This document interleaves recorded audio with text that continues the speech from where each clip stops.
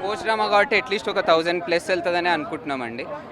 So mega power స్టార్తో బాగా మంచిగా handle చేశారు. ఆయన ఆ రేంజ్లో ఉండి కూడా ఈ క్యారెక్టరైజేషన్ తీసుకుని అంతగా డౌన్ టు ఎర్త్ చేసింది చాలా, ఆ రిజల్ట్ కనిపిస్తుంది ఆయన అంత బాడీ బిల్డ్ చేసి అంత చేయడం.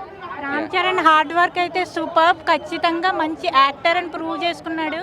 నెక్స్ట్ మెగాస్టార్ కొడుకనే ఆయన అందరూ గుర్తిస్తారు. సినిమా అయితే మాత్రం పీక్స్, మొత్తం అందరు ఫ్యామిలీతో వచ్చి పిల్లలకి మంచి మోటివేషన్ మూవీ ఇది. సో అందరూ తప్పకుండా వచ్చి చూడాలని చెప్పి మేమైతే విష్ చేస్తాం. చెప్పండి అమ్మ, రంగస్థలం మూవీ కూడా రామ్ చరణ్ గారు ఇంతే కష్టపడ్డారు, అది కమర్షియల్గా వర్కౌట్ అయింది. అవార్డ్స్ విషయంలో అంత సంతృప్తిని ఇవ్వలేదు ఫ్యాన్స్కి. ఈ మూవీ అది భర్తీ చేస్తుందా? ఈ మూవీకి అయితే కరెక్ట్ బొమ్మ పడిందని అనుకోవచ్చు. రామ్ చరణ్కి మంచి యాక్టింగ్తో పాటు he showed everything, acting, body building, everything. So ఖచ్చితంగా నేషనల్ అవార్డు అయితే ఈసారి పక్కా మిస్ అయ్యేదే లేదు. రంగస్థలం అంటే మనకు కొంచెం ఫ్యామిలీ యాక్షన్ డ్రామా ఉంటుంది, ఇది కొంచెం సోషల్ మెసేజ్తో కూడింది అండ్ సమ్వాట్ మోటివేషన్ కూడా ఉంటుంది. జనరల్ యూజర్ ఇప్పుడు వచ్చిన సినిమాస్లో అన్ని మనకి యాక్షన్స్ అదే ఉంటున్నాయి, కానీ ఇప్పుడు ఏంటంటే ఇది కొంచెం సోషల్ మెసేజ్ ఓరియంటెడ్ మూవీ చాలా తక్కువ వస్తున్నాయి.